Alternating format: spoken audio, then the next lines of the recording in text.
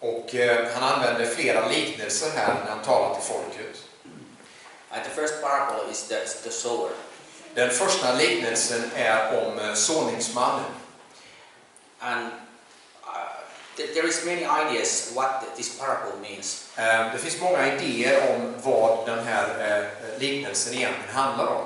Some people think that this is giving some picture how many people will be saved. And En del tror att det kanske handlar om hur många människor som kommer att bli frälsta och så vidare. but I think that this parable it speaks that how we can walk by faith. Jag tror att den här liknelsen talar om hur vi kan vandra i tro. And generally, I think that in this chapter, Jesus is teaching how to walk by faith. Så jag tror att Jesus generellt sett i det här kapitlet talar om hur vi ska vandra i tro. And in verse 9, he says, "Who has ears to hear, let him hear." I vers 9 så säger han, den som har öron att höra med, låt honom höra. And he's repeating the same in the verse 23. Och sen upprepar han samma sak i vers 23. And we have ears to hear. Vi har öron att höra med. And Jesus wanted that we are using our ears to hear him. Och Jesus vill att vi använder våra öron till att höra honom. There is so many other things how we can use our ears. Det finns så många andra sätt som vi kan använda våra öron på. Maybe put some piercing or... Kanske vi kan göra såna här örhängen i öronen. But one thing what we can really do is to concentrate what God is speaking to us through His Word. Men vad vi kan göra det är att fokusera på hur Gud talar till oss genom sitt ord.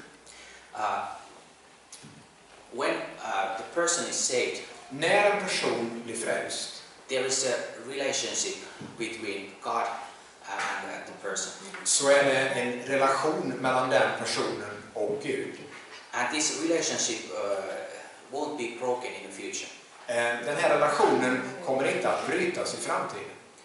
When somebody is saved, När någon är frälst, that's something that won't change in the future. det är någonting som inte förändras i framtiden.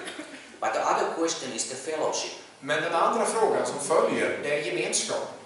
If there is a father Om det finns en fader and he has a son, och han har en son, the son might have very close fellowship with the father. Sonen kanske har en mycket nära gemenskap med fadern. Or in some cases, the son might not have so close relationship with the father. Eller i andra fall så kanske sonen inte har en så nära relation med fadern. It's the same thing with us and with Jesus. Men det är samma sak med oss och Jesus. How is our fellowship? Hur är vår gemenskap? And what Jesus was teaching about how to walk by faith, Vad Jesus undervisade om här när det gäller att vandra i tro, it wasn't just theory. det var inte bara teori. In the end of chapter 4 I slutet på kapitel 4 and in chapter 5, och också i kapitel 5 there is a story when Jesus does 4 different miracles. så ser vi hur Jesus där gör 4 olika mirakler. And I think that there are 4 different situations where people are responding to Jesus. Jag tror att det är 4 olika situationer där människor gensvarar till Jesus. When Jesus was teaching people, När Jesus undervisade folket his disciples were, of course, there listening what he was teaching. så var lärjungarna naturligtvis där och hörde vad han undervisade. And the next thing what happened, Och det som hände härnäst, Jesus was on the lake in the boat with the disciples. Jesus var ute på sjön med lärjungarna i båten. And then became a big storm. Sen kom en stor storm. And these disciples who were in the boat, they were not some city people, first time in the boat. Och de här lärjungarna som var i båten, de var inte några stadsmänniskor som aldrig hade suttit i en båt tidigare. Probably some of us would be scared. If the Förmodligen wind is coming and we are somewhere on the lake. många av oss skulle blivit väldigt rädda i den här situationen om vi hade varit ute på sjön. But these disciples, before they were fishermen, Men de här lärjungarna, de var ju fiskare innan. probably they had been in many storms. Förmodligen så hade de upplevt många stormar. And now became the storm that they thought that they will be dead. Och i den här stormen så trodde de att de skulle dö. They woke up Jesus. De väckte upp Jesus. And they were asking like, aren't you afraid that we are going to sink? Och de sa, är inte du rädd att vi ska sjunka? Jesus just said the word. Och Jesus sa bara ordet. And the silence came. Och helt plötsligt så la sig tystnaden över sjön. And then Jesus asked his disciples, where is your faith? Sen frågade Jesus lärjungarna, men var finns er tro?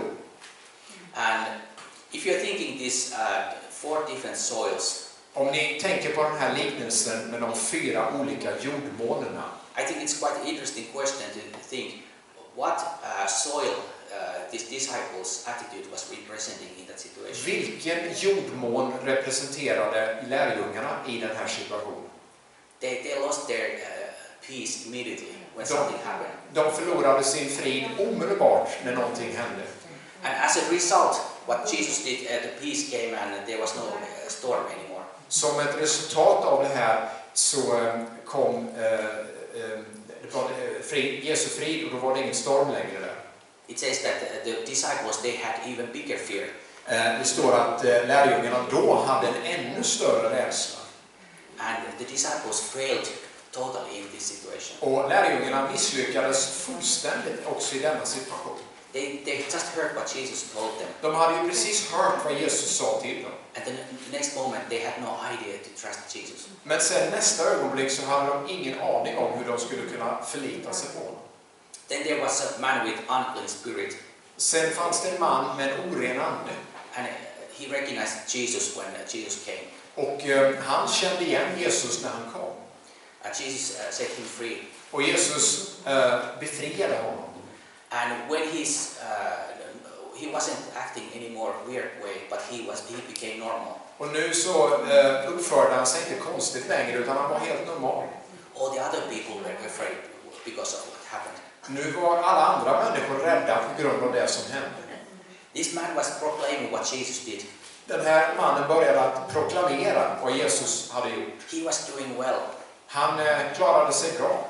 And other people were afraid what was happening. They couldn't understand. Det var andra människor som var rädda och inte kunde förstå vad som hade hänt. Then there was a woman who was problem with bleeding. Sen fanns det också en kvinna som led av någon form av blodsjukdom. She didn't say a word. Hon sa inte ett enda ord.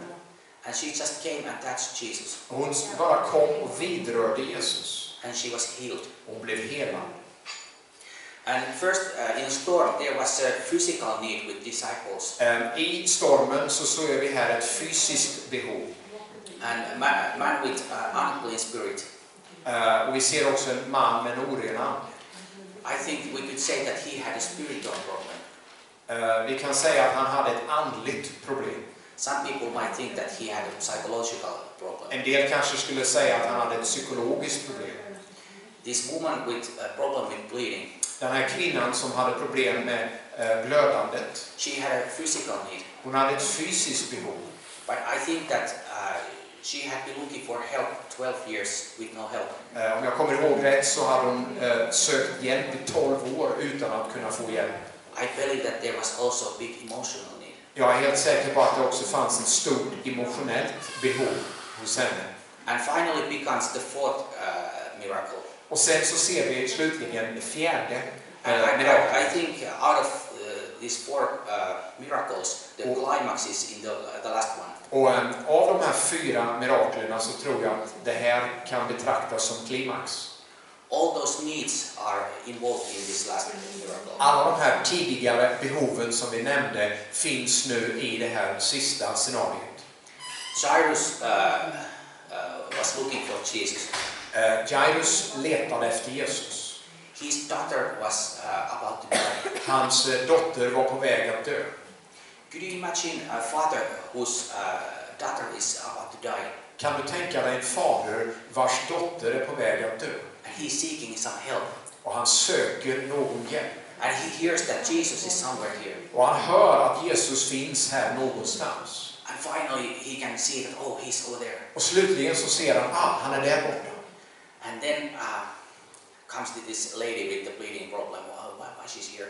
Och sen kommer den här kvinnan med den här blodsjukdomen och säger, men varför är hon här? And when Jesus is done with the lady, Och när Jesus är klar med den här kvinnan, somebody comes to Jairus så kommer någon till Jairus and tells that, don't bother anymore Jesus, och säger att stör inte Jesus mer. your daughter is already dead. Därför att din dotter är redan död. When the daughter was alive, När dottern levde, there was still some hope. då fanns det fortfarande hopp. But probably he thought that now all the hope is gone. Men han tänkte förmodligen att nu är allt hopp ute. But what Jesus said to him, Men vad Jesus sa till honom,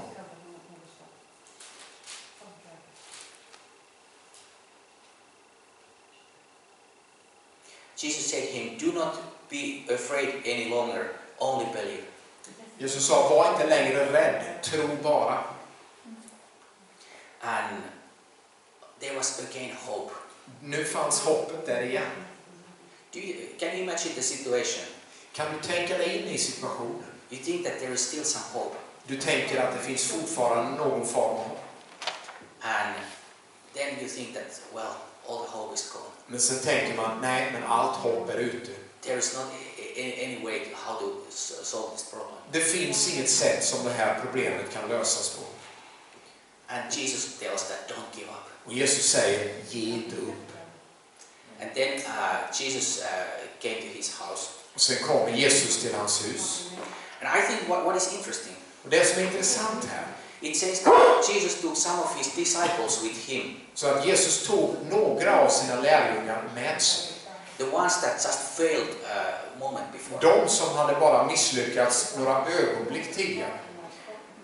When his disciples were not showing any faith in the storm. När lärjungarna inte visade någon tro i stormen, Jesus didn't tell them that, well, I'm going to leave you here on the shore and I will find some other disciples. så sa inte Jesus, okej, jag ska lämna er här nu vid stranden och så ska jag hitta några nya lärjungar. But in the next moment they were with Jesus. Men i nästa ögonblick så ser vi att de är med Jesus igen. And they saw everything what was happening. De såg allt som hände. And I think that was also a big lesson for them. Och jag tror att det var en stor lektion för dem. Sometimes there is a physical need. Ibland så finns det fysiska behov. We have definitely we have spiritual needs. Vi har definitivt andliga behov. We have emotional needs. Vi har också känslomässiga behov. We have all kinds of needs. Vi har alla möjliga former av behov. And then I think what is important Men vad som är viktigt is that we have been hearing the words that God is speaking to us. det viktigaste är att vi har hört de ord som Jesus har talat till oss. What can we do? Vad kan vi göra? We can come to Jesus. Vi kan komma till Jesus. He's over all our problems. Han är över alla våra problem. And he can help us in those problems. Och han kan hjälpa oss i med de här problemen. And what I think, it's not only to solve some problems. Vad jag försöker säga är att alla problem sitter inte i själen. It's the question of the fellowship. Frågan handlar om vi har gemenskap. That we have very close to relationship with Jesus. Att vi har en mycket nära relation med Jesus. I think that John 15 there is a quite same situation that in this parable of sower. I Johannes 15 så har vi en väldigt liknande situation som i den här liknelsen med såningsmannen. There Jesus said, där säger Jesus, in order to bear any fruit, för att ni ska kunna bära någon frukt, he said to his disciples, you must abide in me. Så säger han till lärjungarna, ni måste förbli i mig. And I think that that's speaking that it's a very close fellowship with Jesus. Och jag tror att det talar om en väldigt nära gemenskap med Jesus. And let's not follow Jesus somewhere far. Så låt oss inte följa Jesus på avstånd. Let's get closer to him. Utan låt oss verkligen dras nära honom. If there is anything that is between us, om det är någonting mellan oss disturbing the fellowship, som stör gemenskapen, let's deal those things. Låt oss ta hand om de sakerna. They can't cut the relationship. De kan inte ta sönder relationen. But they can harm the fellowship. Men de kan skada gemenskapen. And I think that many times it's very hard to understand what is happening. Ibland så är det väldigt svårt att förstå vad som händer. But when we have very close fellowship with Jesus, Men när vi har en väldigt nära gemenskap med Jesus, we don't need to know that why everything is happening. då behöver vi inte förstå allting, varför saker och ting händer. But we know that we are still loved. Men vi vet att vi är fortfarande älskade. There is still meaning in our life. Vi vet att det fortfarande finns mening i vårt liv. Nothing that is very important with our life can't be taken away. Allt det som är viktigt med våra liv kan inte tas bort.